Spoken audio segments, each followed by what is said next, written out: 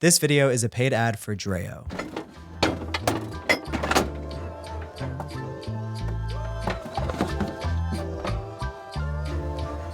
This is the brand new DREO BaristaMaker milk frother. It's a professional milk frother that can create perfect foam for latte art with any type of milk. And the crazy part is this is just a fraction of what this machine can do, and we're going to talk about some of those features later. Typically, achieving perfect milk foam at home requires an expensive espresso machine with plenty of practice, and it's even more challenging to do it with plant milks. Let's start with the basics. A cafe latte is one of the most popular coffee drinks out there. It's typically made with 1/4 to 1/3 espresso, and the rest is steamed milk that's been heated and agitated into a microfoam. What is microfoam, you ask? Well, simply put, it's the best kind of milk foam. It has a smooth and velvety texture, and it's almost glossy looking. This is also the ideal milk foam for pouring latte art. Honestly, I think it would be better if I just showed you a side-by-side comparison. On the left, you got milk with too little foam. In the middle is the ideal microfoam, and on the right, you see milk with large and uneven foam. The middle is what you want. This is what people spend years trying to master. With the BaristaMaker, even the most delicate plant-based milks turn into a beautifully consistent foam, and it does it with just a push of a button. It offers a ton of customization options. You can tell it exactly what kind of drink you're making, whether it's a cappuccino,